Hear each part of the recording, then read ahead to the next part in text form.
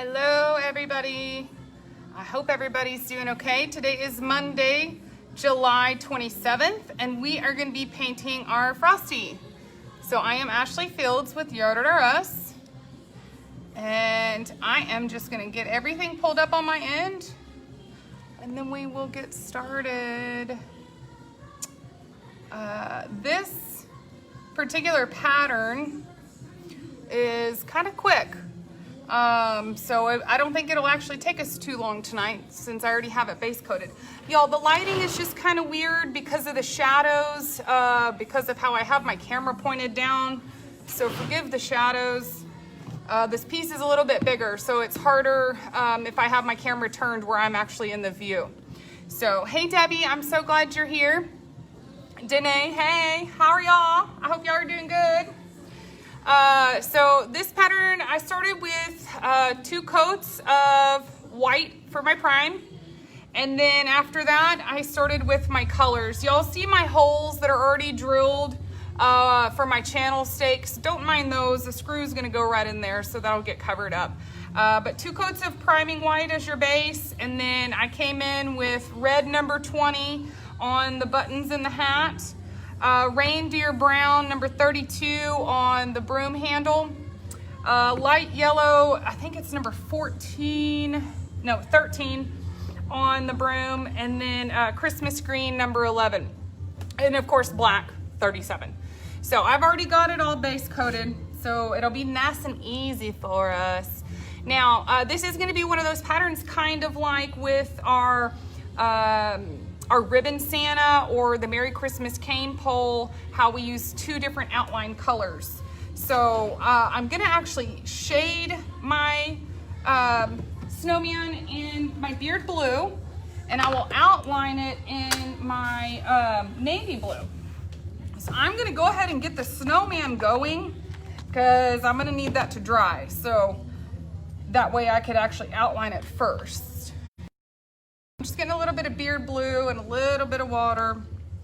The last time I was here at Alive, I left my cap off of my beard blue and it got all dried up, so I'm gonna mix me some more. Hey Joyce, how are y'all doing? I'm so glad y'all are joining me tonight. I have been working on, or first off, we went out of town this weekend. My parents went, and my cousin, and all of his family, his kiddos, and that sort of thing. So we really enjoyed a few days away. It was so much fun. But now that we're back, I'm back to working on all the stuff for our sneak peek on Friday. I'm so excited about that. I hope you guys will join me because I know you guys are going to be excited too. Before I even start painting, because I'm already over here just hopping on in. I'm using my number 12 shader that I'm always using, and my beard blue. I did go ahead and add just a touch of water, and I'm always using the corner tip of my brush. I'm kind of going for that triangle, but by the time I start doing my swipes, the base of my brush will get covered in paint. So when it comes to Frosty, because his hat's sitting on top and I want his face to kind of disappear behind that hat, I'm kind of just starting up at the hat and circling around, following those lines. Just one good smooth line. Now it's okay that I went up here into the part of my hat because you know I'm going to come back with outline. I don't have to worry about little things like that. So now when it comes to this piece, I don't even add swish marks on it. So really I just do the shading along the perimeter and then, like, you know, the etch lines of the hand. So kind of like that, right? But as far as swish marks, I'm not going to add any into this. I've done it both ways, and this is one that I just prefer to do. Very, very, very plain and simple. So we're just following along the perimeter in a nice, even, smooth flow. Notice how I'm trying to get that brush stroke to be long, right? I'm trying not to start, stop, start, stop, start, stop. And that's what's gonna give you the smooth looking lines. So I can achieve that with the brush that I've been using that I've broken in, and also by adding a touch of water to your paint.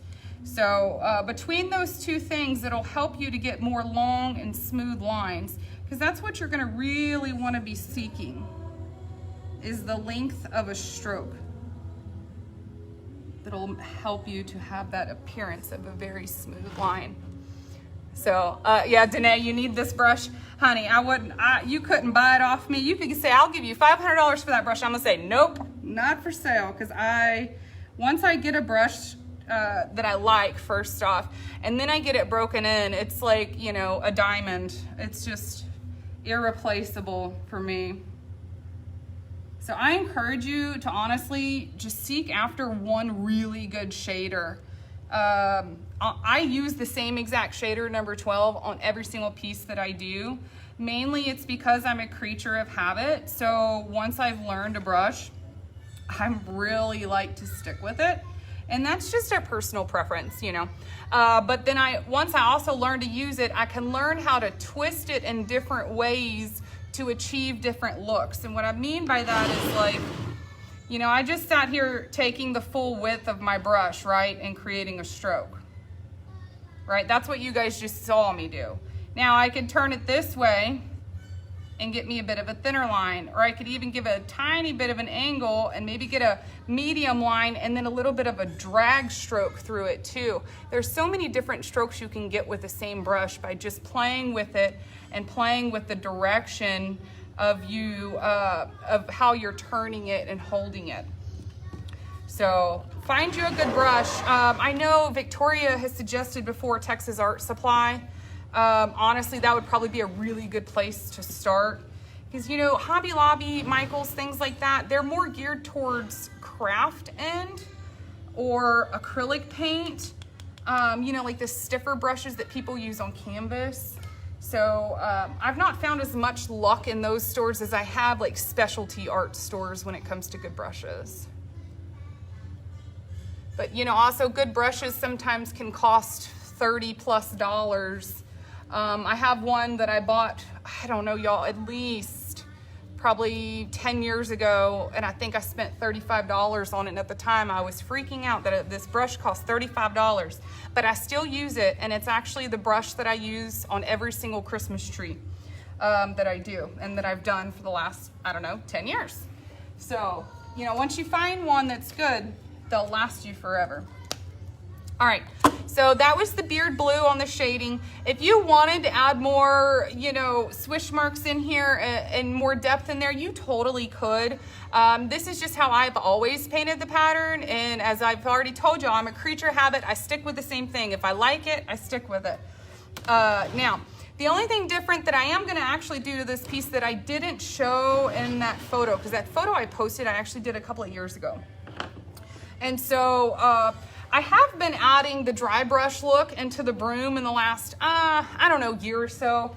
So I'm gonna show y'all how to do that. If you don't care, I mean, y'all have seen this before, but if you don't care for the look, well, just stick with the regular shading, which I'll also do regular shading on top of this. So you could kind of omit this step if you didn't care for it.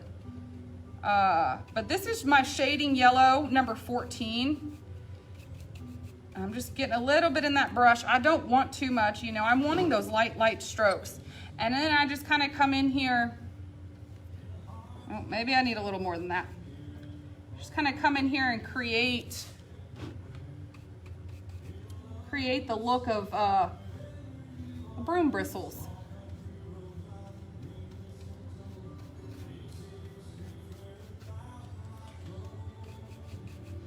Now I don't do too much in here because I am gonna come in and do shading on top of that too. So I like it a little on the subtle side. Hey Joy, hey Victoria. How are you guys? I'm doing good. Miss Victoria, I'm so glad I seen earlier that your husband had a good day the last 2 days. I'm so happy for you. So happy to hear that. And I so enjoyed your live yesterday, Victoria. That was awesome. I really liked how you explained the voids and stuff like that. I've never had a good terminology when it comes to the whole painting thing. So we enjoyed that. All right, y'all. I'm gonna let this little bit of yellow dry on the Broom and get a little bit of shading on my hat. I'm using that shading red number 23. If you don't have shading red, you could always mix it with red and black. If you do have shading red and you don't care for how dark it is, you could take the shading red and mix it with a little bit of red and lighten it up. That's always, you know, another option. So I'm still sticking with that number 12 shader. And this one I'm just gonna kind of follow along, just like I always do. That whole creature of habit thing sticks with me.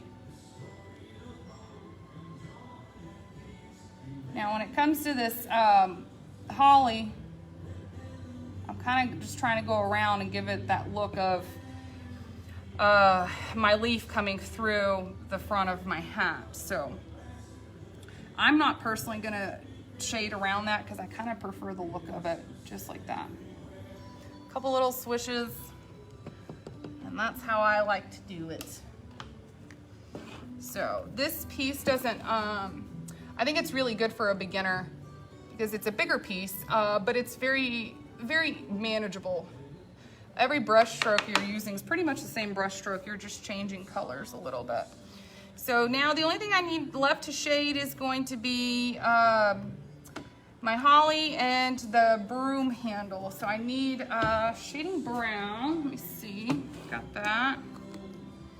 Now y'all, all my shading colors do already have water added onto them, or added into them, excuse me. So that's just something I've always done. For me, it glides faster. I have longer strokes with the brush that I'm using. But I feel like sometimes I forget to say that. I feel like it's an implied thing, but then I forget who might have not seen another live where I might have explained that. So now, since this is a little bit of a thinner piece, I'm trying to keep my brush strokes a little bit thinner. So you can turn that brush on its side and kind of still stick with the same size brush, but make your strokes a little bit smaller, not as wide. So, hey mama. Hope everybody's doing all right. I was telling everybody this one's a kind of an easy, quick little pattern. It's not too difficult. So, y'all, we have a lot going on this week. I think I'm live today. I think my mom's live tomorrow. I think I'm live on Wednesday. I think mom's live on Thursday, and then I'm live on Friday. So we've got all sorts of videos this week. And you know, last week I did that pre-recorded video that I could not get to upload. That was just a whole disaster.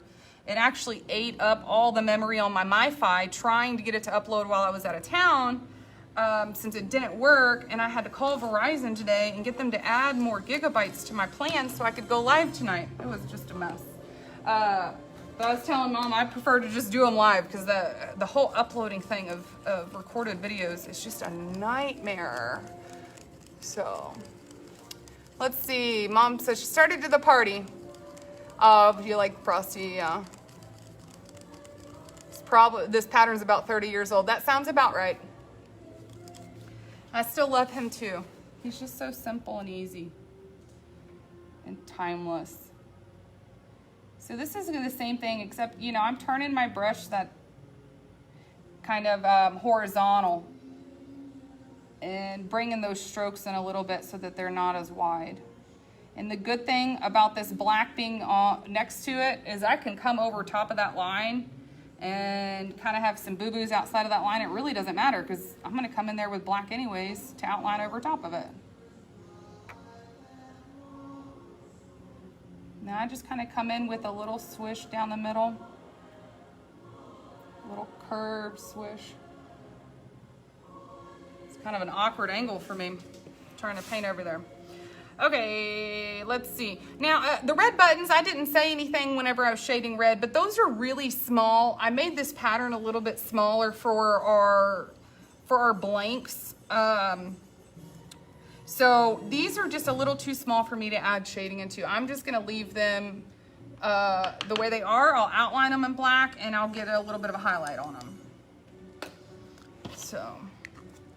All right, now on the broom, I am going to come in just like I did the dry brush with the shading yellow. I'm going to add a little bit of white over top. Anytime I do dry brush, I'm always going to do two colors so that I get a contrast. So I always do a shade darker and then if possible a shade lighter. But when it comes to the light yellow, the white is going to be the best contrast. Now if I'm using browns and I'm trying to do a shade lighter, that's when I would use something like reindeer brown, shading brown, and camel. But in this instance, white's gonna be our best bet. So I might have got too much, let's see.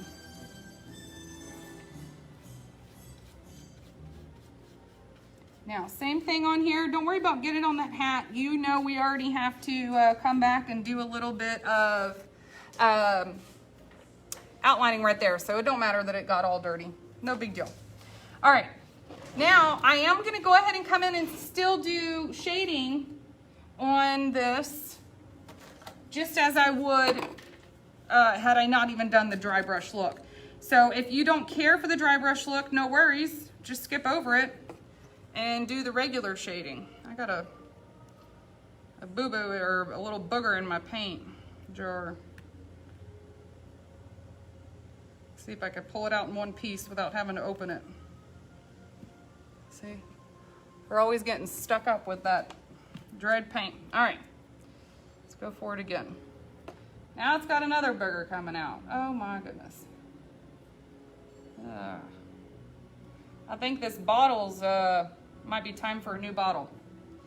That's what happens when you've had them a while and you fill them up and they go down, and from using them, and that paint gets dried on the sides, and then you fill it back up and it's just the same process. It's real nasty. So let's see, Joyce says that she likes the dry brush look. Yes, I am obsessed with the dry brush look, y'all. In fact, I think I've been painting some of the blanks for our sneak peek, and there's several of them that I used a dry brush look on. In fact, if you guys will remind me at the end, I'll show y'all one that I painted that I think is just so stinking adorable. I'm obsessed with it. All right, so last of my shading is I just need to get a little bit of yellow. This is back to that shading yellow. So that was the first color I did on my dry brush. So same thing, loading that corner and starting along on my edges. Now another thing is, sometimes I don't think I say it, but I do it. I'm always looking to start on a corner somewhere where I have a good spot that I can start. You guys typically won't see me start in the middle, because then it's harder to get a smooth line. So always try to find a corner if it's possible and start there. It's gonna be a lot easier to keep those smooth lines, if that's something that you're struggling with. I know that was something I really struggled with for years. And honestly, when I'm doing stuff like straight lines, I'm not good with straight lines. If y'all guys look up close to my stuff is not straight. So I still struggle a little bit too. All right, now I did add a little bit of shading and a couple of swoosh marks over top of that. Me personally, I just like the way it looks. Personal preference, you don't have to. But that's how I already painted some of these for this year, and that's how I already have them painted. So at that point now, I am done shading Frosty. So I'm gonna grab my blow dryer and get it dried a little bit so that we can outline him. So, hey Pam, I saw you came in. I don't think I got to say hello. Hope you're doing good.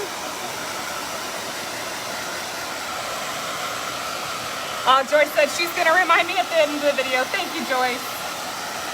I don't remember stuff. Y'all can ask my mom, she can attest to that. When I was a teenager, and I'm always getting grounded because I never remember to do my chores or remember to hang up my towel and that sort of thing. And I always have to joke with her now because I'm in my 30s, and I'm like, hey mom, all that grounding you did, and I still don't remember anything. So true.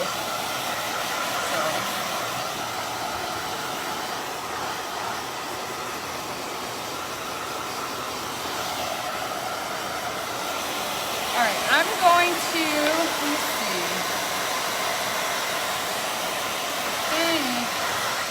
Good enough for now. I might have to get the blow dryer when I get to the broom, but I'm gonna actually finish the broom last.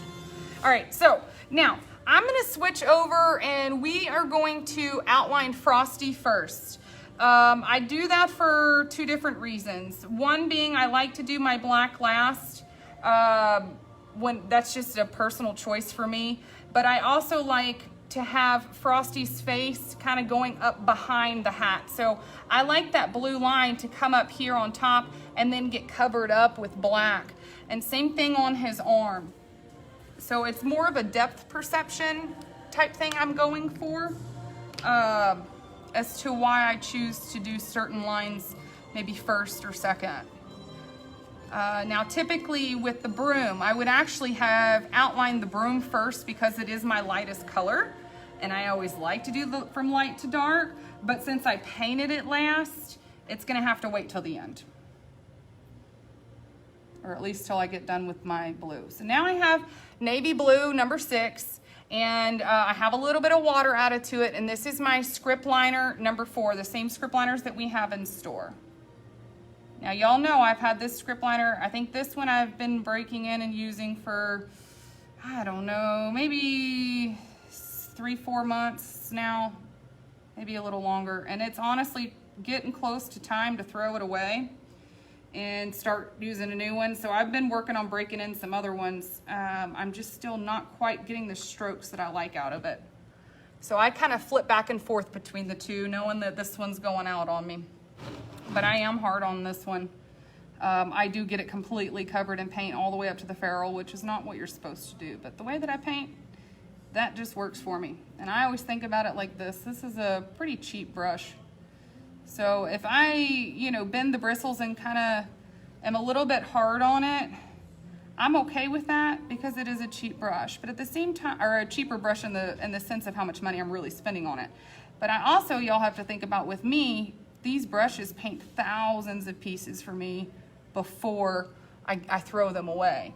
So I might, you know, they might go out on me within, I don't know, 6 months, but in that 6 months, I've done thousands of pieces. So for you guys, your brush will last you a lot longer because y'all aren't using it as much as I am. I use these brushes on every piece that I do. The same exact script liner. What's up, baby? Can I play on the computer? Yes, just don't mess with the music, please. Okay. Thank you. Alrighty. So I'm really just sticking with that outline, or sticking with that, oops, see, I just kind of brought that up straight, and I did not like the way that my brush took that, so I'm gonna wipe that off. But I'm just sticking with the perimeter, and all I'm looking to do is kind of keep the size of my line consistent. So I can do that by making longer strokes. Now, when I'm coming up this way, because I want that foot to look like it's coming out in front, I'm gonna take that brush upward. And I kind of like the frayed end of the look of see how that line's a little bit frayed and it doesn't have like a blunt point on it? I prefer the frayed look. That's just a personal preference for me, but I like the way that looks. So that's a look I'm actually trying to go for, as opposed to a blunt tip on a line.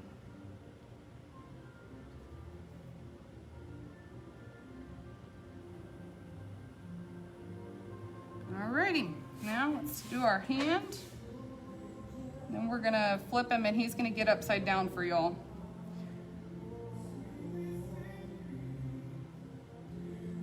So I was just thinking this, Frosty actually is going to have 4 outline colors.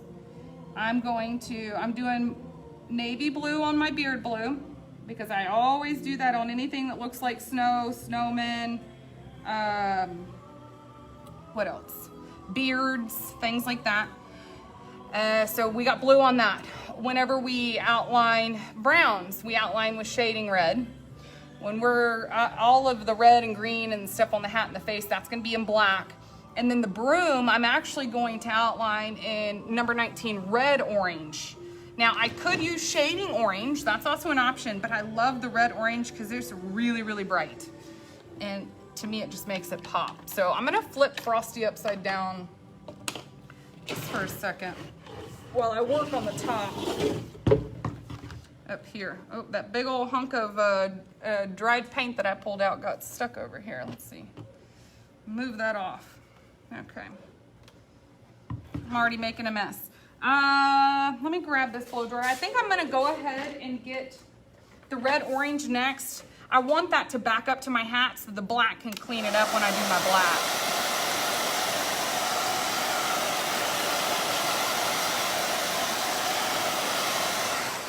Okay.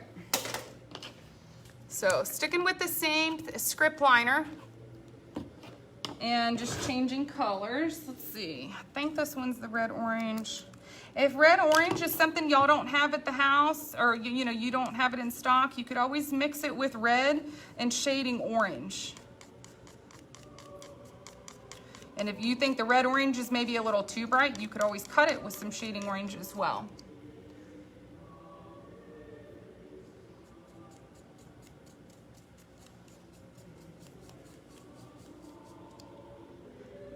Let's see, Linda is this, oh, Miss Victoria's talking to, or tagging somebody.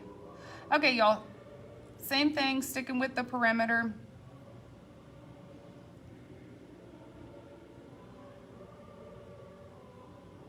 Now, when it comes to my broom, I just like to make it bright. You could always tone it down. You could always skip this part and just leave it with the shading on it. I just kind of like it to have a little bit more to it. Okay, red orange number 19 is done. I think I'm gonna go ahead, I'm gonna do that last. I'm gonna do that shading red on my broom handle last, just because that blue is still real wet. So let me move over now into the black.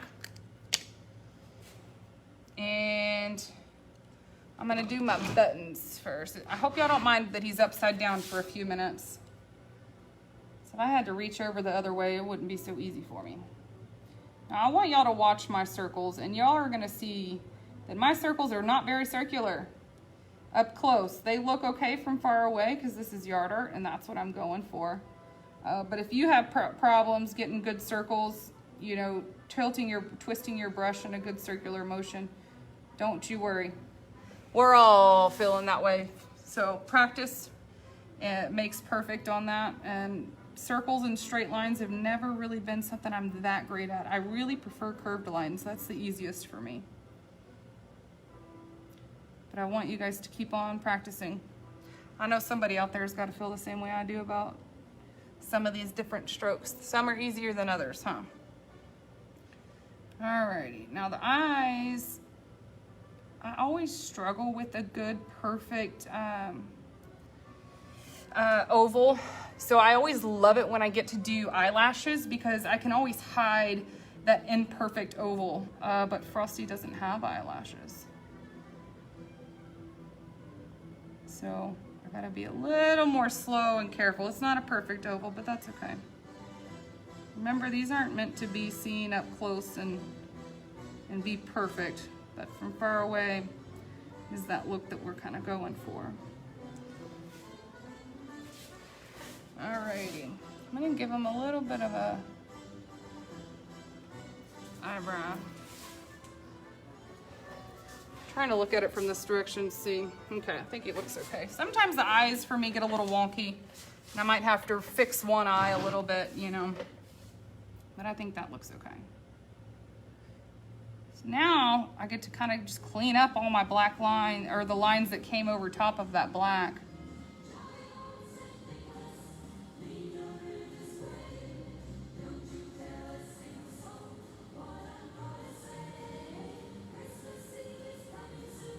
I am gonna have to end up pulling out that hairdryer again so that I can get the white on the hat. I didn't even think about that because I gotta come back over top of this wet black to get the white for the highlights on here. That's okay.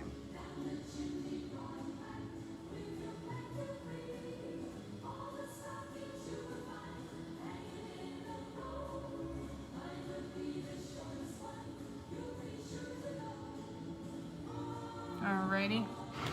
Let's see. I'm trying to make sure I'm keeping it in line for you.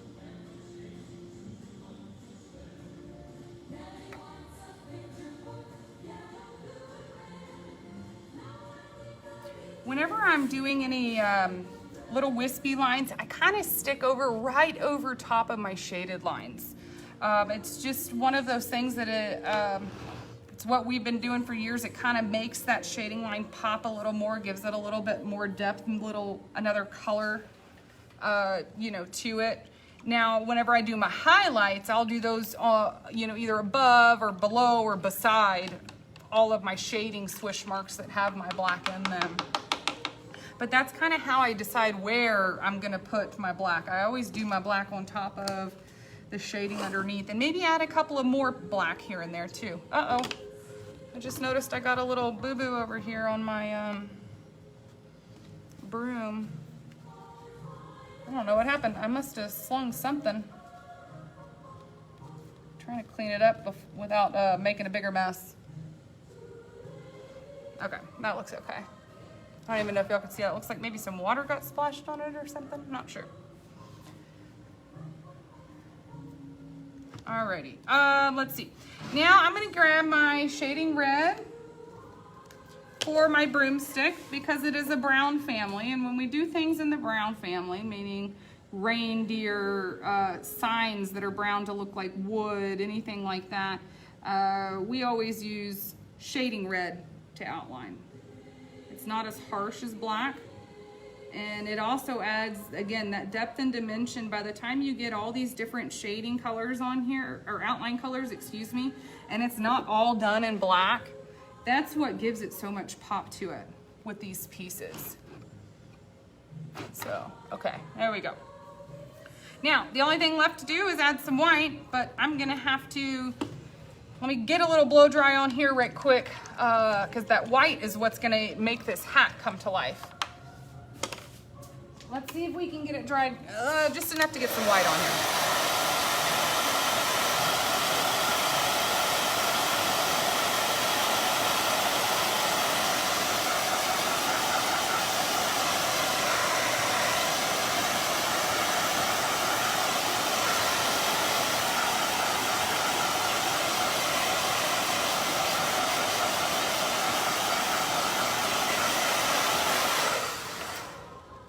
Okay. All right, so now same thing, my script liner. I know I've told y'all this before, but this white has a ton of water in it. I don't know if y'all could see how much water that is, but that's, I know some of it's the separation, but that is a lot of water in here. I like that white to really be watered down, because I prefer my highlight strokes to look very wispy. I don't want them to be bulky. So that's something I'm always attempting to go for whenever I'm using white. I'm always looking to do it a lot thinner than I would do black.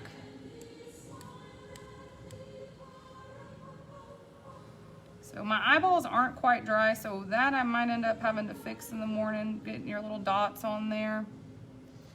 But we'll see. I think maybe it'll stay. If not, that's something tomorrow morning I could, or tomorrow morning I could just fix a little bit. Now I'm gonna do a couple of little highlights. I love how Miss Victoria just says commas. You know, you're really making a comma, and that's so, so true. So put a couple of commas on the buttons, keep the buttons real simple. Just red is the bottom, outlined in black, and then a little bit of highlight. Now, here on the hat, I'm gonna start over here in my corner and take my line. Now, I do have a bunch of paint in here, but I'm not putting my brush down hard like I usually do with my black. I'm coming down just enough till I know my brush is touching, and then I'm gonna glide it along lightly and gently to try to get that more wispy look out of there. So you even see right here how it kind of let up a little bit. I like that. That's the look I'm going for. So same thing, load it a little bit. When you feel your brush touching, you're gonna barely go down and bring your hand back up in that motion once you get towards the end. So now a line like this that's gonna go all the way around. I'm not always able to keep it that close up, but that's okay. My hand, I kind of allow my hand to take the flow of the motion and let my brush go. So like right here, I came up a little bit further above the line than I wanted to, but that's okay. You still get the look of it. You still get the whole wispy lines, and you're seeing that base of that hat kind of come to life and where those folds are.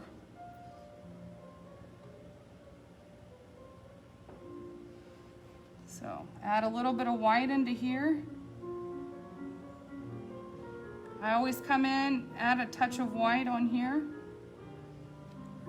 Let's get a little comma.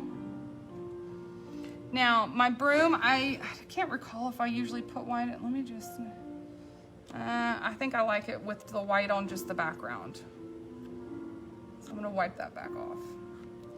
Yeah, I'm gonna leave the broom like that. For whatever reason, that's just how I like it.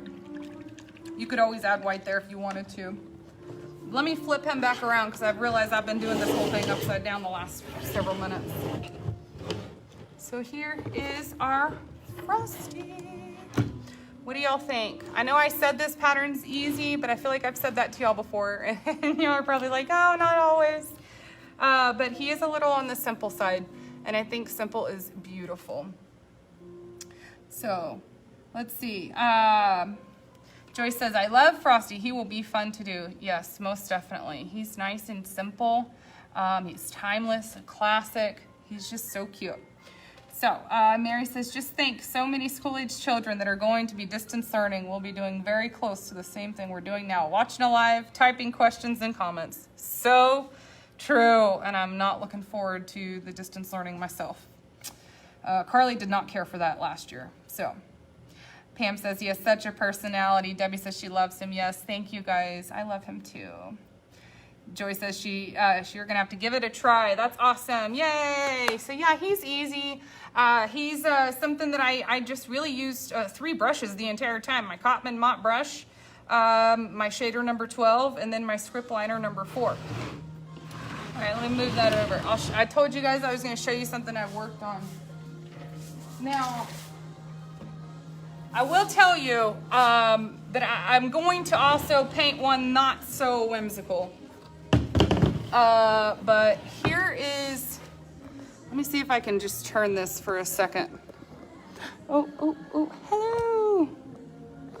Let me do this. Here is that Thankful Wagon. I think I showed y'all this on our Zoom, but you didn't get to see one of the painted version. So this is my painted version. I actually did a scarecrow white down here as my base, so it's not white, and I love the cream with the red. And my shading red, I did a lot like what Victoria did. I took a little bit of, I took red and mixed just a tiny bit of shading red into it to do my plaid. I'm not 100% sold on the plaid, so I am gonna paint one with just a red wagon, but I just love it. I love adding too much detail, adding more detail to a piece by doing plaid. I just love prints and patterns, if y'all couldn't tell with my plaid decorations behind me. So this is one that I'm gonna be, will be coming out on Friday. So I hope y'all like it. He is just too cute, right? I love him. And I love the fact that you could really put this out in September and leave it out all the way to Thanksgiving. It's really a fall piece. You're not specifically tied to just Halloween or just Thanksgiving. You could put it out in September or October, whenever you start decorating for fall. I don't know about y'all, I decorate early. But put it out there, put some plain pumpkins around it, and you're good to go. He's so versatile. You could use it and mix and match with so many other patterns. So this has been one that I really like to paint.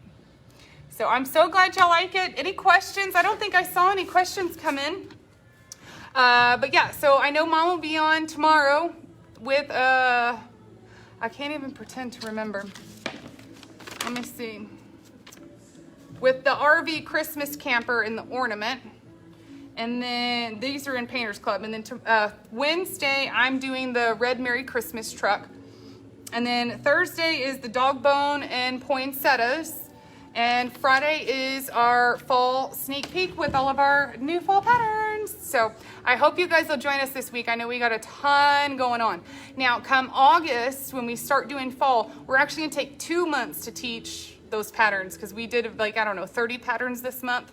So the stuff we're releasing Friday, we're gonna teach over 2 months so that it won't be so crazy on us because, 5 lives in a week, I think is it's a lot for us, but I think it's a lot for y'all too. So, Joy says, you can't make your shading wide like I do. How do you do it? Joyce, I want you to use your brush. I kind of brought mine out on my table earlier and practiced. But I want you to really take your brush and practice. Find something, cardboard is gonna be hard because it's gonna soak up a lot. I really like the face of my tables to practice on. But I want you to take your brush. Let me see. I'm gonna use a dark color. Here, I got the back of something.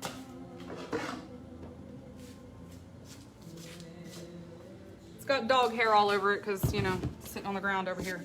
That's okay. I'm gonna use the back of this just to be able to show you. But whenever you're using your shader, I always load the corner of it, right? And then I turn it like this to actually do my line. So I can do it nice and wide. That's the wider line I go for, right?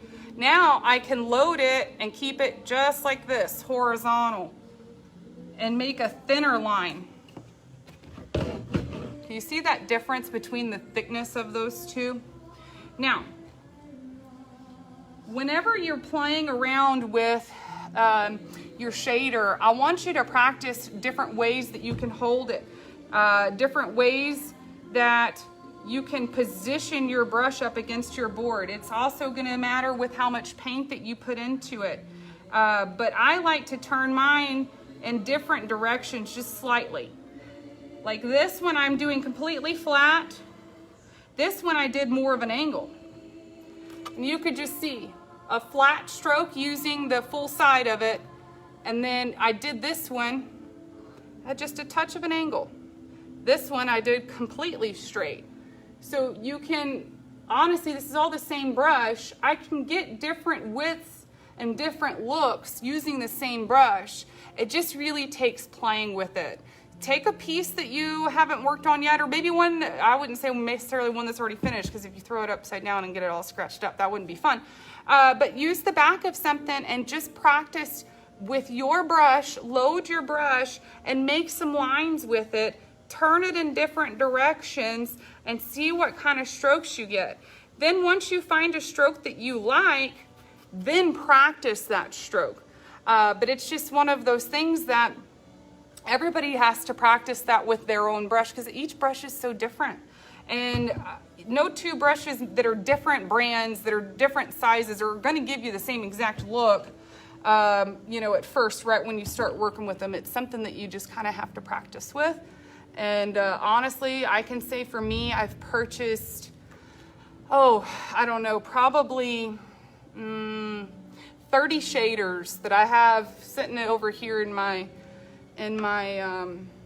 bin of stuff that I don't use, that I've purchased over the years, that I've worked with, and I just didn't care for the bristles on the brush. I didn't care for the look that it gave me. And I'm much more picky about brushes than a lot of people, so I'm sure some people might be turning over right now saying, oh my gosh, she has that many brushes that she doesn't even use. Yes, I do. I'm picky about it. So once I find one that I love, I just stick with it and I keep it forever. And I really don't go breaking a new one until I'm kind of forced to. So I'd rather you guys, though, practice with different things. Don't be like me. Don't stick yourself in a bubble. It makes it really difficult when you're in a bind. But just practicing with your paint brushes, and the older your brush is, the more paint it's going to hold, just like Mom's saying. The older the brush will hold more. And that's why I like older brushes. They hold more paint. It gives me longer strokes, longer, smoother swipes that I'm trying to achieve. And so that's why you guys always see me using the same ones. The newer ones are going to give you shorter strokes, and they're not going to hold as much paint, so they'll be more see-through. But practice makes perfect, y'all. All brushes have to get broken in. Mine was not pretty when I first used it. So, and there we go. Mom's telling my secrets. I go and steal brushes from her. Yes, I do. I can't even lie. Doesn't everybody go to their mom's house and like take home souvenirs? Some people might take home leftovers.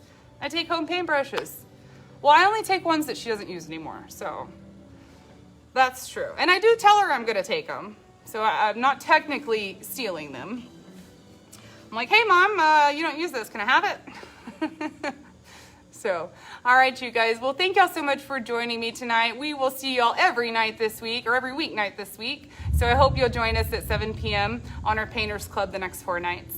Thank you guys so much. We'll see you guys tomorrow. Bye.